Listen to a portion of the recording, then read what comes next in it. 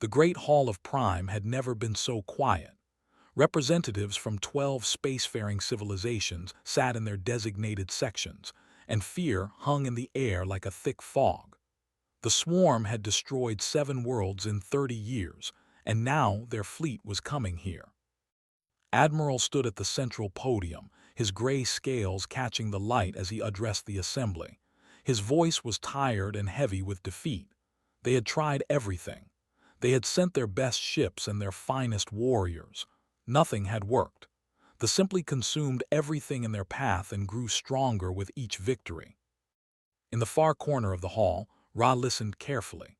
The tall diplomat had spent decades studying ancient texts from across the galaxy. Every civilization had stories about a species called humans. They came from a distant spiral arm, from a planet so dangerous that no one believed intelligent life could survive there. The old writings described them as impossible creatures who could heal from wounds that would kill anyone else, warriors who felt no fear, beings who would fight until their last breath and sometimes beyond. Most scholars called these stories religious myths, inspirational tales meant to give hope during dark times. Ra was not so sure. The emergency beacon had gone out 3 days ago, a desperate call for any help the galaxy could offer. No one expected an answer from the empty regions of space, but something had responded. The doors of the Great Hall opened, and Captain Daniel Shaw walked in with his crew behind him. He was a tall man with gray hair at his temples and calm blue eyes. Beside him stood Lieutenant Commander Maria Vega, a woman with sharp features and the confident walk of someone who had seen combat. Behind them came Specialist Park, young and curious, looking around at the alien architecture with wonder. The reaction in the hall was immediate and strange. Some representatives stood up in shock. Others made religious gestures from their home worlds. A few simply stared with expressions that mixed terror and awe. Captain Shaw stopped walking. He had expected curiosity, maybe suspicion. He had not expected this. Ra moved through the crowd toward the humans. The diplomat's long legs carried them quickly across the polished floor. When Ra reached the human captain, they bowed deeply in the traditional greeting of respect. Captain Shaw returned the bow as best he could. He introduced himself and his ship, the Horizon's Edge. They had been exploring deep space for 40 years when they detected the distress signal. They came to help if they could. Ra's compound eyes studied the human face. The diplomat asked if the captain understood what his presence meant to the assembly. Shaw admitted that he did not. His crew had been away from known space for a very long time. They had no idea that other civilizations even existed until they picked up the signal. The diplomat explained carefully. Humans existed only in legends here, ancient stories passed down through generations. Some texts described humans as saviors who would come in the darkest hour. Others painted them as destroyers who would end all things. No one believed they were real.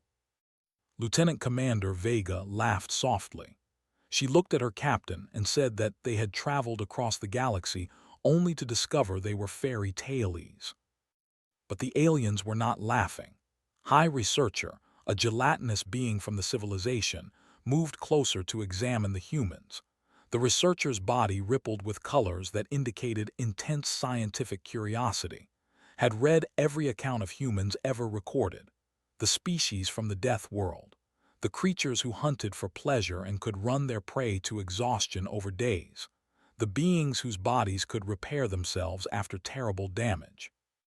Specialist Park felt uncomfortable under the alien's gaze. He whispered to his captain that maybe they should have stayed on the ship. Admiral pushed through the crowd. The military commander had no patience for myths and legends. He demanded to know how many ships the humans had brought, how many soldiers, what weapons. Captain Shaw told the truth. 1 ship, 63 crew members, standard exploration equipment. They were scientists and explorers, not a battle fleet. The admiral made a sound of disgust. 1 ship would not save them. 1 ship would not even slow down the swarm. He turned away, already dismissing the humans as irrelevant. But Ra spoke up. The diplomat reminded the admiral that the old texts described small numbers of humans accomplishing impossible things. A single human warrior holding a mountain pass against thousands. A handful of their kind surviving conditions that would kill entire armies of other species. The admiral replied that he did not have time for children's stories. Real enemies were coming with real weapons. Myths would not protect them. Captain Shaw stepped forward. He told the admiral that his crew might not be an army, but they were willing to help however they could. They had come a very long way, and they did not intend to run away now. Something in the human's voice made the admiral pause. There was no boasting in it, no false confidence, just a simple statement of fact from someone who meant exactly what he said. Before anyone could respond, alarms began sounding throughout the station. The tactical displays around the hall lit up with warning signals. The advance fleet had entered the system. 18 hours until contact, maybe less. The assembly erupted into chaos. Representatives shouted at each other in a dozen languages. Some called for immediate evacuation. Others demanded a final stand. Fear turned rational beings into panicked creatures looking for any way out. Through it all, Captain Shaw stood calmly with his crew. He watched the tactical displays and studied the enemy formation. Beside him, Lieutenant Commander Vega was already analyzing the data, her mind working on possibilities. Ra approached the humans again. The diplomat asked quietly if the legends were true. Could humans really do the things the old stories claimed? Captain Shaw met the alien's eyes. He said honestly that he did not know what stories they had heard, but he knew his crew. They had survived things that should have killed them many times over. They did not give up easily, and they did not abandon people who needed help. The diplomat nodded slowly. Perhaps, Ra said, the assembly was about to learn whether myths could bleed, and more importantly, whether myths could fight.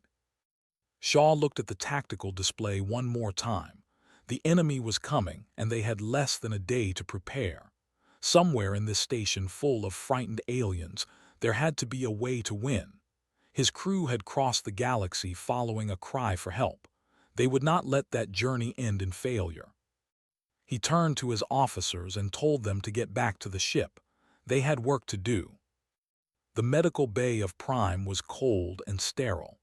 High Researcher had requested permission to study the humans, and Doctor had agreed without understanding why it mattered so much. She sat patiently while alien instruments scanned her body and recorded data that made the scientist ripple with astonishment. Could not believe what the readings showed. The human body was a contradiction. It was fragile in some ways, easily cut and bruised, but it was also incredibly resilient. Doctor explained calmly that humans could lose significant amounts of blood and survive. Their bodies could fight off infections that would kill other species. Broken bones would heal themselves over time. Damaged tissue would regenerate. The scientist asked how this was possible. No species in the assembly had such abilities without advanced medical technology. The humans seemed to carry a repair system inside their very cells. Doctor shrugged. She said it was simply how humans were built. Evolution on Earth had been harsh. Only the toughest creatures survived long enough to reproduce. Over millions of years, their species had developed the ability to recover from injuries that would end most other life forms. Accessed the assembly database and pulled up the classification for Earth. The planet was listed as a Class 4 death world. Extreme temperature variations, unpredictable weather patterns, toxic plant life, predators in every environment, high radiation from the local star. The file concluded that no sentient species could possibly evolve under such conditions. Yet here the humans stood, living proof that the classification was wrong. In the Strategic Command Center, Admiral was conducting final preparations for the defense. He still considered the humans irrelevant to the coming battle. 63 crew members on a single exploration ship would not change the mathematics of war. The assembly fleet had 200 vessels. The advance force had 130. On paper, the numbers favored the defenders, but they had advantages that numbers could not capture. Sergeant First Class Tommy stood at the back of the command center, watching the alien officers work. The security team leader had a soldier's eye for tactics, and he did not like what he saw. The alien commanders were planning a standard defensive engagement: hold the line and wear down the enemy through attrition. It was a reasonable strategy against a conventional opponent. But Sergeant had reviewed the combat records from previous encounters. The swarm ships were biological. They could regenerate damage faster than conventional weapons could inflict it. Destroying one required overwhelming concentrated fire, which meant ignoring all the others while they tore your fleet apart. The assembly had superior numbers but inferior staying power. This battle would end the same way all the others had ended, with the defenders broken and the moving on to the next target. He shared his concerns with Lieutenant Commander Vega, who nodded grimly. She had reached the same conclusion. They needed a different approach. Vega requested access to the tactical database.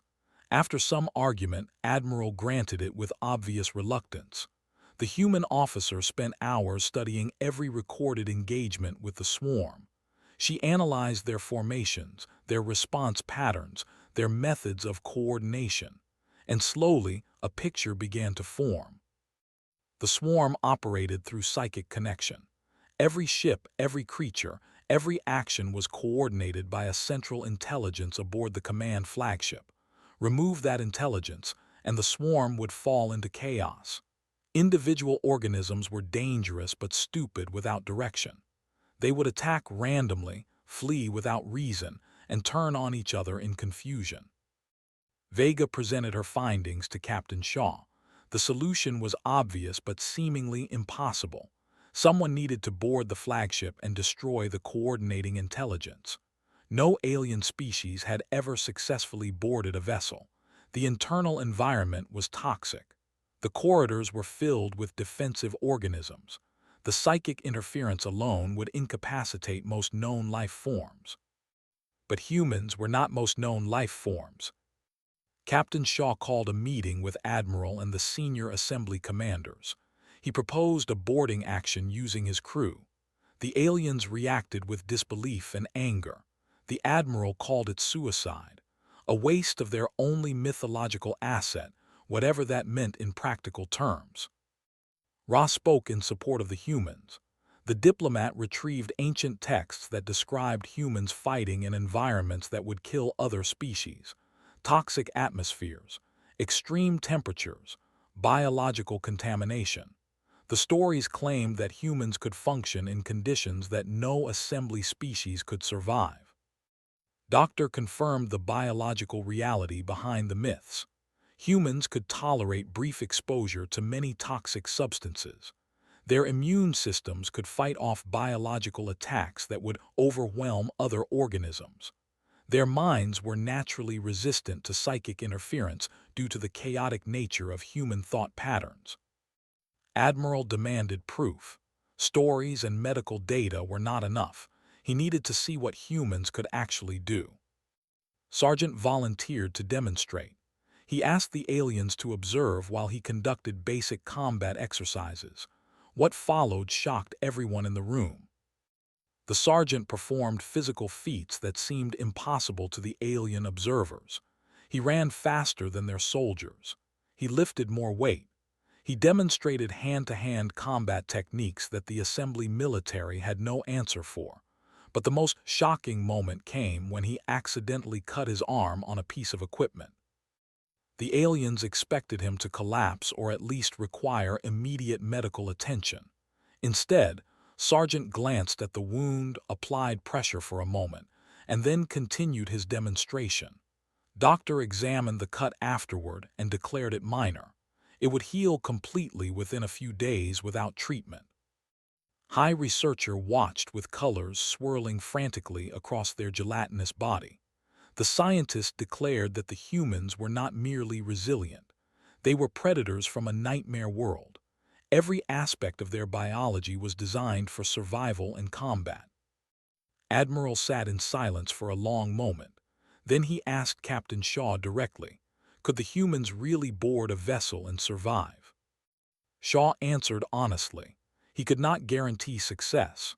No plan survives contact with the enemy, but his people would fight until the mission was complete or until none of them remained standing. That was what humans did. The admiral looked at the tactical display showing the approaching enemy fleet. He looked at his own officers, exhausted and afraid after years of losing battles, and he made a decision that would have seemed insane just hours ago. He authorized the mission. The myths would get their chance to prove themselves. As the meeting ended, a communication arrived from the fleet. The swarm was broadcasting a demand for surrender. Attached to the message were images of what had happened to the 7 worlds they had already conquered. Cities reduced to organic matter, populations absorbed into the swarm, entire civilizations erased from existence. Captain Shaw watched the images without expression. Then he turned to his crew and told them to prepare for boarding operations. They had studied monsters before. Now they would fight one. The horizon's edge hummed with activity as the crew prepared for a mission unlike anything they had trained for. In the main briefing room, Sergeant stood before 20 volunteers and explained exactly what they would face. He did not soften the truth or offer false hope. They were going to board an alien warship filled with creatures that wanted to kill them. The environment would be toxic.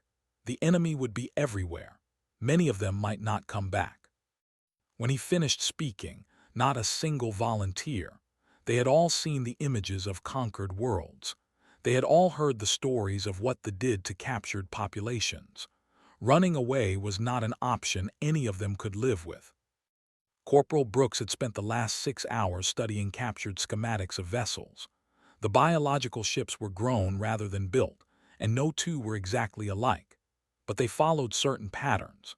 The central intelligence, which the aliens called would be located in the deepest part of the ship.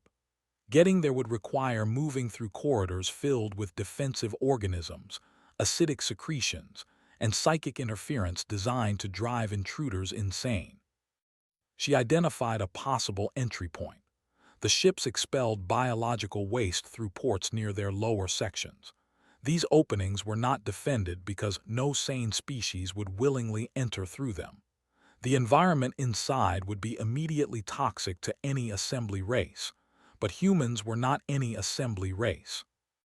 Private First Class Danny checked his explosives for the 5th time. The young soldier had a gift for destruction, and he intended to use it. Standard weapons would hurt but only specialized charges could destroy quickly enough to matter. He had modified his equipment based on the biological data they had gathered. If he could get close enough, he could end the battle in a single moment. Private Lisa prepared her medical supplies. The field medic knew that injuries were inevitable on a mission like this. She packed everything she could carry and tried not to think about how little it might matter if things went badly wrong. On the bridge of the horizon's edge, Captain Shaw watched the approaching enemy fleet through 130 vessels moved in perfect coordination, a swarm guided by a single mind. Behind them somewhere was the command flagship, larger than the rest and protected by layers of defenders. Lieutenant Commander Vega had calculated the approach vector. The assembly fleet would engage in a standard battle formation. During the chaos of combat, the horizon's edge would slip through the enemy lines and deliver the strike team to the flagship. It was a dangerous plan that relied on timing, luck, and the assumption that they would not expect such an insane maneuver. Admiral contacted the human ship one final time before the battle began. The alien commander admitted that he had doubted the humans. He had considered them irrelevant and their plan foolish. But he had watched the recordings of their training exercises. He had read doctors' medical reports, and he had come to understand that the old myths were not exaggerations. They were, if anything, understatements. He wished the humans good hunting. It was a phrase from his own culture's warrior traditions, and he meant it sincerely. Captain Shaw thanked the admiral and closed the channel. Then he addressed his crew one final time. He told them that they had traveled across the galaxy following a call for help. They had found civilizations facing extinction and people who remembered humans only as legends. Today, they would show those people what humans were really made of, not because they were myths come to life, but because helping others was simply what decent people did. The assembly fleet began moving into position. 200 vessels arranged in defensive formations, ready to meet the enemy that had never been defeated. On dozens of bridges, alien officers said prayers to gods they were not sure existed. In countless crew quarters, soldiers wrote final messages to families they might never see again. Then they arrived, and the battle began. Space erupted with weapons fire. Energy beams cut through the darkness. Missiles streaked toward their targets. Biological vessels twisted and turned with impossible grace, their living hulls absorbing damage that would have destroyed conventional ships. The assembly forces fought with desperate courage, knowing that this was likely their last stand. The Horizon's Edge stayed at the edge of the battle, waiting for the right moment.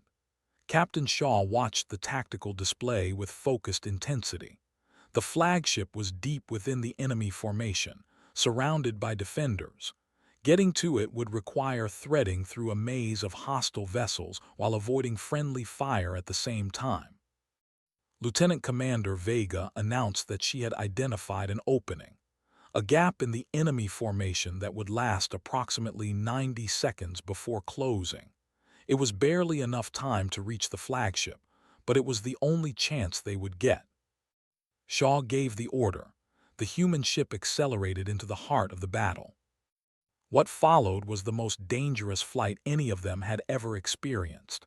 Vega guided the ship through spaces that should have been too small, avoiding enemy fire by margins measured in meters. The hull shook with near misses. Warning systems screamed constant alerts, but the ship kept moving, driven by human reflexes and human determination. They noticed the small vessel pushing toward their flagship. Defenders moved to intercept. But the Horizon's Edge was faster and more maneuverable than the biological ships expected. It slipped past their attempts to block it, always finding the gap, always pushing forward. In the cargo bay, Sargent and his team waited in their modified shuttle. They wore sealed suits that would protect them from the toxic environment inside the enemy ship. They carried weapons designed to hurt biological targets, and they carried the determination of people who knew exactly what they were fighting for. The Horizon's Edge reached the flagship and took position near one of the waste ports. The shuttle launched immediately, crossing the short distance before the defenders could react. Corporal Brooks guided them toward the opening, and then they were inside. The environment was exactly as horrible as they had expected. Toxic fluids covered every surface. The air, if it could be called air, was thick with biological contamination.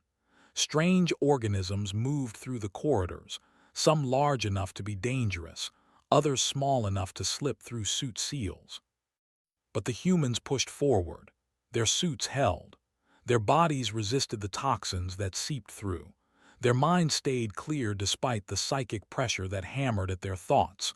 They were everything the old myths had claimed and more. Behind them, the battle raged on. The assembly fleet was taking heavy losses, but they were holding the line. Every minute the humans gained was another minute of hope for civilizations that had nearly forgotten what hope felt like. Sargent led his team deeper into the nightmare. There was waiting, and humanity had come to meet it. The corridors of the flagship were alive in the most literal sense. Walls pulsed with organic rhythms. The floor beneath their boots shifted and moved like the skin of some enormous creature. Strange fluids dripped from above, and the air itself seemed to resist their presence. Sargent led the team forward, his weapon raised and ready. Behind him, 19 soldiers moved in tight formation, covering angles and watching for threats. They had trained for hostile environments before, but nothing had prepared them for this. They were walking through the belly of a monster. Corporal Brooks checked her scanner. The device was having trouble with all the biological interference, but she could still detect the general direction of the deeper, always deeper.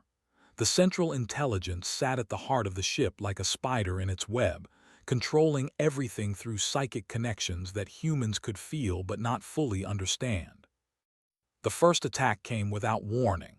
Defensive organisms burst from the walls, creatures designed purely for killing intruders. They had too many limbs and too many teeth, and they moved with terrifying speed. The humans opened fire. Plasma bolts tore through organic flesh. The creatures screamed in frequencies that hurt human ears even through their helmets. More came to replace the fallen. The corridor became a killing ground where humans proved exactly why the old legends had called them impossible warriors. Private threw a grenade into a cluster of attackers. The explosion sprayed biological matter across the walls. He was already moving before the debris settled, pushing forward while his teammates covered him. There was no hesitation in any of them. Fear existed, but it did not control them. Humans had been fighting for survival since before they knew what stars were. This was simply another battle in a very long war. Private worked constantly. A soldier took a wound from an organism's claws. She sealed the injury and injected medications that would keep him fighting. Another soldier got splashed with acidic fluid. She neutralized the compound and treated the burns. Through it all, she never stopped moving with the team. There would be time for proper treatment later, assuming there was a later. The aliens monitoring the mission from Prime watched in stunned silence. They saw humans shrug off wounds that would have killed assembly soldiers. They saw human warriors continue fighting after taking damage that should have been immediately fatal. They saw a species that refused to die when any rational being would have accepted defeat. High researchers' colors had stopped changing. The scientists simply stared at the screens, trying to understand what they were witnessing. The humans were not superhuman. They bled. They felt pain. They took injuries that clearly affected their performance, but they kept going. That was the impossible part. They simply refused to stop. Deeper in the ship, the team encountered a new challenge. The corridors narrowed into a space filled with psychic interference so intense that several soldiers stumbled. There was aware of them now. It was pushing against their minds, trying to break their concentration and turn them into helpless victims. Corporal Brooks felt the pressure like a weight behind her eyes. Images flashed through her thoughts, fears she had forgotten, doubts she had buried. The voice of something ancient and hungry whispered that resistance was pointless. They should surrender. They should join the swarm. They should become part of something greater than themselves. She pushed back. Human minds were chaotic things, full of contradictions and competing impulses. There was used to species with orderly thoughts that could be easily overwhelmed. Human consciousness was a storm that had no center to attack. Brooks focused on her training, on her mission, on the people depending on her, and the pressure faded to a manageable discomfort. The team pushed through. More defenders came. More battles were fought in corridors that grew ever stranger and more hostile. The walls closed in. The atmosphere became thick enough that breathing was difficult even through filters. The temperature dropped until frost formed on their equipment. And still the humans advanced. Sergeant took a hit that punched through his suit and tore into his shoulder. Blood sprayed across the corridor wall. Any assembly soldier would have collapsed from shock. Gritted his teeth, shifted his weapon to his other hand, and kept fighting. Pain was just information. It told him he was still alive.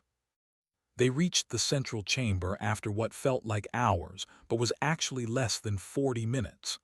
They waited for them behind a living barrier, a wall of flesh and psychic energy that protected the intelligence from harm. Destroying it would require getting explosives to the other side. But the barrier was regenerating faster than they could damage it. Every wound they inflicted healed within seconds. They needed sustained fire to keep an opening long enough for someone to get through. Assessed the situation with a soldier's eye. He knew what needed to happen. Someone would have to hold the breach open while the others planted the charges. that someone would be exposed to direct attack from the defenders. The chances of survival were very low. He ordered his team into position. Brooks would lead the assault team through the breach, would plant the explosives, would provide medical support, and would hold the opening. His soldiers protested. There had to be another way. They could take turns. They could find some other approach. Cut them off. There was no time for debate. The assembly fleet was dying out there. Every second they wasted was another ship destroyed, another 100 lives lost. He had made his decision, and he expected them to follow orders. They did, because that was what soldiers did. The assault began. Concentrated fire tore into the living barrier. Flesh burned and split under the barrage. A hole opened, large enough for a person to pass through. Stepped into the breach and held it with his own body, firing in both directions while organic matter tried to close around him. Brooks led her team through, was right behind her, explosives ready. The inner chamber was even more horrible than the corridors had been. The itself was a mass of tissue and neural connections that filled half the room. It pulsed with malevolent intelligence. It knew what they intended, and it threw everything it had at stopping them. Outside the flagship, the battle had turned. It was so focused on the intruders that its coordination of the swarm had faltered. Assembly ships began destroying enemy vessels that could no longer coordinate their defenses. Hope sparked in commanders who had prepared for death. In the central chamber, he armed his charges and placed them with precise, practiced movements. Behind him was treating wounds while simultaneously firing at attackers. Brooks stood over them both, a warrior from the nightmares of 12 civilizations, keeping the enemy at bay through sheer human stubbornness. The explosives were set. The timer was running, called for extraction. At the breach, Sergeant heard the call. His suit was shredded. His body was covered in wounds. He had been fighting for what felt like forever, and he was still standing. He held his position until his team was through, and then he tried to follow. The barrier closed around him. They made one final attempt to stop them. Flesh and bone meant nothing to a creature that had consumed civilizations, but was human, and humans did not die easily. He kept fighting. He kept moving. The barrier tried to absorb him, and he refused. He tore through organic matter with his bare hands when his weapon failed. He crawled when his legs stopped working. He dragged himself toward the exit while his team called his name. The timer reached 0. The explosives detonated. They died screaming across psychic frequencies that every creature in the system could feel. And in the chaos of the explosion, somehow, impossibly, Sergeant Tommy was still alive. The psychic shockwave rippled across the entire system. Every creature felt the die. For beings that had never known existence without that guiding presence, the loss was catastrophic. Ships that had moved with perfect coordination suddenly flew in random directions. Warriors that had fought as a unified force turned on each other in confusion. The swarm became a collection of mindless organisms following broken instincts. The assembly fleet did not hesitate. Admiral ordered an immediate offensive. 200 vessels turned their weapons on an enemy that could no longer defend itself. Ships burned by the dozen. The battle that had seemed hopeless minutes ago became a systematic destruction of a defeated force. On the bridge of Horizon's Edge, Captain Shaw watched the enemy formation collapse. He allowed himself a single moment of relief before demanding a status report on his boarding team. The flagship was dying around them. They needed extraction immediately. Lieutenant Commander Vega guided the ship back toward the massive biological vessel. It was already beginning to decompose, a living thing that could not survive without its controlling intelligence. Finding the strike team in that chaos would be nearly impossible. But they found them. 14 humans, some walking and some being carried, made their way to an extraction point near the outer hull. Corporal Brooks had coordinated the retreat, getting her wounded teammates out while the ship fell apart around them. Private had half carried, half-dragged sergeant through corridors that were literally melting. The shuttle recovered them under fire from confused organisms that attacked anything that moved. Pilot skills and desperate luck got them clear of the flagship moments before the entire structure collapsed into a mass of dying tissue. Back on Prime, the Assembly watched the advance fleet cease to exist as a coordinated force. The remaining ships were hunted down one by one. None escaped. For the first time in 30 years, a civilization had defeated the swarm in open battle. But the cost had been high. 6 humans had died in the assault on the flagship. Another 12 were wounded badly enough to require immediate medical treatment. Sargent was barely alive, his body so damaged that alien doctors did not understand how his heart was still beating. Human doctors understood. The sergeant had simply refused to die. His body was in shock. His blood pressure was almost non-existent. His wounds should have been fatal 3 times over. But somewhere deep in his brain, some ancient survival instinct kept him going long past the point where any reasonable organism would have stopped. Doctor worked on him for 6 hours. She used techniques that made alien observers gasp with horror. She cut into his body, repaired damage, and stitched him back together with the calm efficiency of someone who had done this before. When she finished, she told Captain Shaw that would live. He would need months of recovery, but he would survive. Admiral came to the human medical bay personally. The alien commander stood before the injured soldiers and did something that shocked everyone who knew him. He knelt. The supreme military commander of the Assembly forces lowered himself to the ground in the traditional gesture of absolute respect. He told them that he had been wrong. He had dismissed them as irrelevant. He had considered their plan foolish and their presence meaningless. They had proven him wrong in every way possible. The old myths were not exaggerations. The humans were exactly as impossible as the ancient texts had claimed, and the Assembly owed them a debt that could never be repaid. Captain Shaw helped the Admiral rise. He said that humans did not fight for debts or rewards. They had answered a call for help. That was all. That was enough. In the days that followed, the full impact of what had happened began to spread through the galaxy. The swarm had been broken. Their advance force was completely destroyed, and without the remaining swarm elements would eventually turn on themselves. Civilizations that had prepared for extinction began daring to hope again. And everywhere the story spread. Humans were real. The myths were true. A species from a death world on the far side of the galaxy had come in the darkest hour and done exactly what the legends said they would do. Ra came to visit the humans before they began their journey home.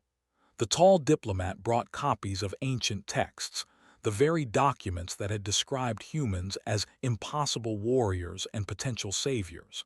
The diplomat asked if the humans would like to see how they had been remembered. Captain Shaw accepted the texts with curiosity.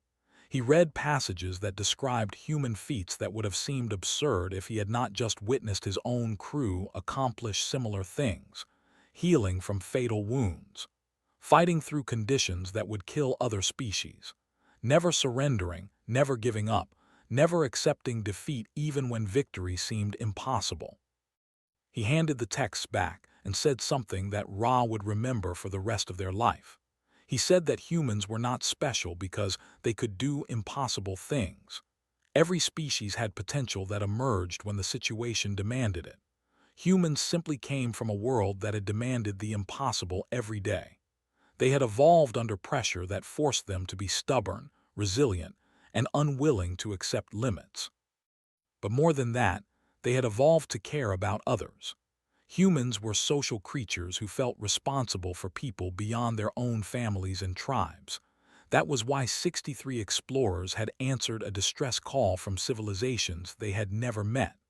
Not because they were warriors from legend, but because helping others was part of what made humans human. Ron nodded slowly. The diplomat said that perhaps the new myths would focus on that aspect. Not human strength or resilience, but human compassion. the species that crossed the galaxy not for conquest or profit, but simply because someone asked for help. Shaw smiled at that.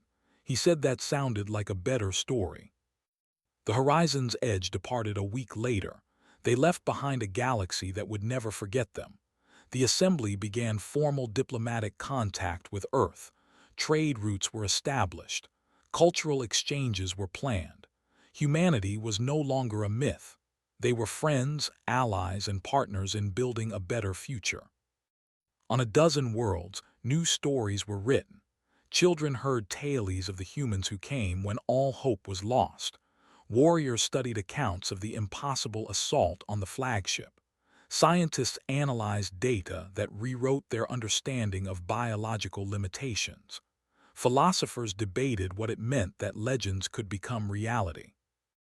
And somewhere in the vast darkness between stars, the Horizon's Edge continued its journey home. 63 explorers had left Earth 40 years ago to see what lay beyond known space. They had found wonders they never imagined. They had discovered they were myths. They had saved civilizations.